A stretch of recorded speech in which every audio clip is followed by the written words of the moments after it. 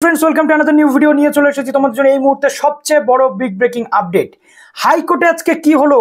আদালত অবমাননা করে যে কলেজ অ্যাডমিশন প্রসেস এবং এসএসসির ফর্ম ফিল আপ শুরু হয়েছিল ওবিসি এ ওবিসি বি 17% সংরক্ষণ দিয়ে, তার বিরুদ্ধে কিন্তু একটা মামলা হয়েছিল যে আদালতকে অবমাননা করে গভর্নমেন্ট বা উচ্চশিক্ষা দপ্তর কলেজ অ্যাডমিশন প্রসেস শুরু করেছে এবং এই নিয়ে আদালতে একটি মামলা দায়ের হয়েছিল। লাস্ট দুদিন পর আমরা দেখেছিলাম মামলাটা অ্যাকসেপ্টেড হয় এবং আজকে সেই মামলার শুনানি ছিল।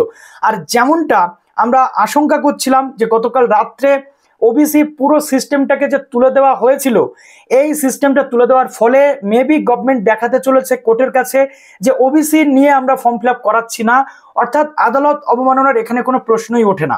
আর ঠিক সেরকম জায়গাটাই কিন্তু তৈরি হলো। কলকাতা হাইকোর্ট কি বললো আজকে? আদেও কি college admission form fill up বন্ধ হলো, নাকি ওবিসির যে সিস্টেম সেটা পুনরায় চালু হলো, না কি হলো, পুরো ডিটেল শেয়ার করব আজকের এই ভিডিওটাতে। এবং জাস্টিস তপব্রত চক্রবর্তী এবং রাজশেখর মান্তা স্যারের বেঞ্চে এই মামলার শুনানি হয়। রাজ্যের অ্যাডভোকেট জেনারেল থেকে শুরু করে কল্যাণ বন্দ্যোপাধ্যায় থেকে শুরু করে যে পিটিশনারের অ্যাডভোকেট তারাও কিন্তু ছিলেন। তো কি হলো আজকের এই মামলাতে এবং আদালত কি নির্দেশ দিল ভর্তি সংক্রান্ত বিষয়ে? ভর্তি কি বন্ধ হচ্ছে নাকি ভর্তি চালু থাকছে, সেটা নিয়ে ডিসকাস করবো আজকের এই ভিডিওটাতে। যারা নতুন আছে অবশ্যই চ্যানেলটিকে সাবস্ক্রাইব করে পাশে থাকা বেল আইকনটি ক্লিক করে দাও যাতে সব তথ্যগুলো তোমরা টাইম টু টাইম এখান থেকে পেয়ে যাও। শ্রেণী ওবিসি শংসাপত্র বাতিল মামলায় আদালতের যে স্থগিতাদেশ ছিল সেটা গভর্নমেন্ট মানেনি এবং এমন অভিযোগ তুলে কলকাতা হাইকোর্টের দৃষ্টি আকর্ষণ করা হয়েছিল। মামলাকারীর বক্তব্য, আদালতের নির্দেশ না মেনেই কলেজের ভর্তির যে পোর্টাল সেটা চলছে, ওই অনলাইন পোর্টালে এখনো ওবিসি এ ওবিসি বি নিয়ে আলাদাভাবে ভর্তির কথা বলা হয়েছে। এবং মামলাকারীর আরো বক্তব্য ছিল যে ভর্তির পোর্টালে অনিয়মের অভিযোগ তুলে সোমবার কলকাতা হাইকোর্টে বিচারপতি তপব্রত চক্রবর্তীর দৃষ্টি আকর্ষণ করেন মামলাকারীর আইনজীবী। দ্রুত শুনানির আর্জি জানানো হয় তার পক্ষ থেকে। দেশমতো 2010 সালের আগে ওবিসি শংসাপত্রে কোনো শ্রেণীবিন্যাস ছিল না, তবে কলেজে ভর্তির পোর্টালে এখনো ওবিসি এ ওবিসি বি আলাদাভাবে উল্লেখ রয়েছে। বৃহস্পতিবার সেই মামলার শুনানি কিন্তু শুরু হয়। আদালতের নির্দেশ ছিল যে ওবিসি সংক্রান্ত যে নতুন বিজ্ঞপ্তির উপর ইতিমধ্যে স্থগিতাদেশ কলকাতা হাইকোর্ট দিয়ে দিয়েছিল। আগামী 31শে জুলাই পর্যন্ত তার উপরে স্থগিতাদেশ কিন্তু বহাল থাকবে। মামলাকারীর পক্ষের বক্তব্য, আদালতের নির্দেশের ফলে ওবিসি এবং ওবিসি বি যে তালিকা করা হয়েছে তার কোনো বৈধতা নেই। 2010 সালের আগে যে 66টা সম্প্রদায় ছিল সেটাই বৈধ, তাহলে সেটা নিয়ে কেন ফর্ম ফিল আপ হচ্ছে না? অর্থাৎ ওবিসি ওবিসি বি যে শ্রেণীবিন্যাস করে 17% সংরক্ষণ এখানে দেওয়া হয়েছে, এখানে আদালত অবমাননা হয়েছে। তবে শংসাপত্র বাতিল মামলা শুনানিতে রাজ্যের বক্তব্য ছিল যে ওবিসি মামলার জন্য কলেজ ভর্তি থেকে শুরু করে নিয়োগ প্রক্রিয়া সব আটকে রয়েছে। আদালত জানায় এমন সমস্যা কিন্তু হওয়ার কথা নয়। এবার আসে শুনানি যখন শুরু হচ্ছে, মামলাকারীদের পক্ষ থেকে বলা হয় যে ওবিসি শ্রেণীবিন্যাস করে কলেজে ভর্তি চলছে। আদালতের নির্দেশ থাকা সত্ত্বেও ওবিসি ওবিসি বি ভাগ করে ভর্তি নেওয়া হচ্ছে। গত 17 জুন ওবিসি সাম্প্রতিক তালিকার উপর স্থগিতাদেশ দেওয়া হয়েছিল, তা আদালতের নির্দেশ না মেনে ভর্তি কিন্তু নেওয়া হয়েছে। এবার মামলা নিয়ে বিচারপতিদের যে প্রশ্ন ছিল, বানসা বলেন কিভাবে এই অভিযোগ করছেন। ভর্তি নিয়ে বিজ্ঞপ্তি দেওয়া হয় 12 জুন। আদালতের নির্দেশের পর শ্রেণীবিন্যাস স্থগিত রাখা হয়েছে। তার বক্তব্য, রাজ্য মাঝামাঝি জায়গায় আটকে গিয়েছে, তারা সুপ্রিম কোর্টের দিকে তাকিয়ে রয়েছে।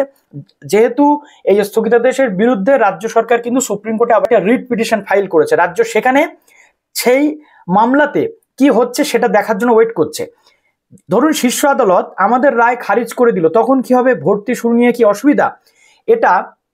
এটা কিন্তু বিচারপতিরা বলছেন, ঠিক আছে? অর্থাৎ এখান থেকে একটা প্রশ্ন উঠছে যে যদি সুপ্রিম কোর্টে এই রিট পিটিশন মামলাতে আগের যে স্থগিতাদেশ অর্থাৎ 140টার উপরে যে স্থগিতাদেশ দিয়েছে হাইকোর্ট, সেটা যদি খারিজ হয়ে যায় তাহলে আবার কিন্তু পুনরায় ওবিসি ওবিসি বি নিয়ে ফর্ম ফিল আপ স্টার্ট হবে। কিন্তু যদি সেটা খারিজ না হয়, তখন বিচারপতিরা বলেছেন যে ওবিসি সংক্রান্ত বিষয়ে যে ভর্তি প্রক্রিয়াতে ওবিসি পুরো সিস্টেমটাকে তুলে দেওয়া হয়েছে সেটা নিয়ে আপনারা প্রশ্ন করতে আসবেন। এখনই কলকাতা হাইকোর্ট কোনো রকম এই অ্যাপ্লিকেশন প্রসেসে হস্তক্ষেপ করছে না, অর্থাৎ যেমন রাজ্য সরকার করে রেখেছে সেখানে বা উচ্চশিক্ষা দপ্তর যেখানে করে রেখেছে পরিষ্কারভাবে যে ওবিসি শ্রেণীবিন্যাস বা ওবিসি টোটাল সংরক্ষণটাই সেখানে আর কিন্তু দেওয়া হচ্ছে না। এটা নিয়ে মামলাকারীর আইনজীবী প্রশ্ন তোলেন যে আপনারা বলছেন যে শ্রেণীবিন্যাস করা হচ্ছে না, কিন্তু একটা জাতি নির্দিষ্ট একটা শ্রেণী বঞ্চিত হচ্ছে। কোন শ্রেণী? ওবিসি। ওবিসি ক্যাটেগরি বঞ্চিত হচ্ছে, যেখানে এসসি এসটি পিডব্লিউডি বা আদার্স ক্যাটেগরি সুবিধা পাচ্ছে, ফর্ম ফিল আপ করতে পারছে, সেখানে ওবিসি পুরো সিস্টেমটাকেই তুলে দেওয়া হয়েছে। অর্থাৎ যেটা গতকাল আমরা সন্দেহ করেছিলাম, এই টোটাল সিস্টেমটাকে তুলে দেওয়া হলো যাতে করে রাজ্য সরকার ক্যালকাটা হাইকোর্টে দেখাতে পারে যে আমরা আদালতের রুলস ভায়োলেট করিনি, আমরা ফর্ম ফিল আপের ক্ষেত্রে ওবিসির যে শ্রেণীবিন্যাস সেটা রাখছি না। কিন্তু এতে করে যেটা হলো, যারা ওবিসি 2010 পর্যন্ত যারা ওবিসি ছিল তারাও কিন্তু এখানে সমস্যায় পড়ে গেল। এবং এখান থেকেও একটা প্রশ্ন উঠে আসছে যে 2010 পর্যন্ত যারা এখনো বৈধ তাদের কি হবে। সেক্ষেত্রে বিচারপতিরা কি বলছেন আমি আপনাদের বলবো। বিচারপতি মানসা জানাচ্ছেন তারা মেধা তালিকা তৈরি করেনি, শুধুমাত্র অ্যাপ্লিকেশন প্রসেস চলছে। যেহেতু অ্যাডমিশন প্রসেস এখনো শুরু হয়নি, শুধু অ্যাপ্লিকেশন প্রসেস চলছে, মেরিট লিস্ট আসেনি, কাজেই এটা কখনোই হস্তক্ষেপ করার জায়গাতে নেই। অর্থাৎ এখানে বিচারপতিরা হস্তক্ষেপ কিন্তু করতে চাননি।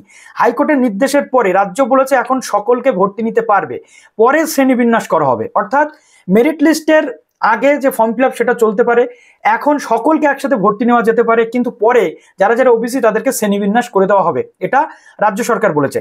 যদিও সুপ্রিম কোর্ট হাইকোর্টের নির্দেশে হস্তক্ষেপ যদি না করে তখন এই অভিযোগ তোলা যাবে বলে জানানো হয়েছে। এখানে বঞ্চিত হচ্ছে ওবিসি শ্রেণী, কিন্তু এখন যেহেতু কোনো ক্যাটেগরি ভাগ করা নেই ওবিসি টোটালি কেউই অ্যাপ্লাই করতে পারছে না, কাজেই এখানে বঞ্চিত হওয়ার জায়গা নেই বলে বিচারপতিরা মনে করছেন। এবার যেটা আসছে মামলাকারীদের প্রশ্ন, বিচারপতি মানসার শ্রেণীবিন্যাস করা না হলে আপনার অধিকার কিভাবে বঞ্চিত হবে। এখন শ্রেণীবিন্যাস বন্ধ রেখেছে রাজ্য, পরে তারা করলে যদি আপনি অধিকার থেকে বঞ্চিত হন তাহলে আদালতে আসবেন। অর্থাৎ এখন এই মামলাতে কোনো হস্তক্ষেপ তিনি করলেন না। হাইকোর্টের নির্দেশ রয়েছে রাজ্যের বিরুদ্ধে আদালত অবমাননা মামলায় কোনো হস্তক্ষেপ তো ক্যালকাটা হাইকোর্ট করলো না, তবে রাজ্যকে এ ব্যাপারে হলফনামা দিতে বলেছে আদালত। সেটা কবে? আগামী 4 জুলাই নেক্সট হিয়ারিং আবার কিন্তু হবে, সেখানে একটা হলফনামা দিতে বলা হয়েছে, যেখানে বলা হচ্ছে 2010 সালে যারা ওবিসি তালিকা নথিভুক্ত ছিলেন তাদের অধিকার যেন কোনো ক্ষুণ্ণ না হয় সে বিষয়ে হলফনামা দিতে বলা হয়েছে রাজ্যকে, এবং তার শুনানি রয়েছে আগামী 4 জুলাই। অর্থাৎ এখন পর্যন্ত যেমন যেমন ফর্ম ফিল আপ চলছে তেমনি ফর্ম ফিল আপ কিন্তু অটোমেটিক্যালি চলবে। ফর্ম ফিল আপের কিন্তু কোনো স্থগিতাদেশ থাকছে না, অর্থাৎ ফর্ম ফিল আপ প্রসেস কিন্তু কোনোভাবে আটকাচ্ছে না। ঠিক আছে, হচ্ছে 2010-এর ওবিসি গুলো যে ভুক্তভোগী হচ্ছে, যারা অলরেডি বৈধ বলে স্বীকৃত বলে রয়েছে, তাদের যে সুযোগ থেকে বঞ্চিত হচ্ছে সেটা যাতে না হয় তার জন্য আদালত কিন্তু রাজ্যকে হলফনামা দিতে বলেছে। এখন দেখা যাক আগামীতে কি হতে চলেছে। তো চলো ভিডিওটা এখানে শেষ করলাম, ভালো থেকো সবাই, বেস্ট অফ লাক।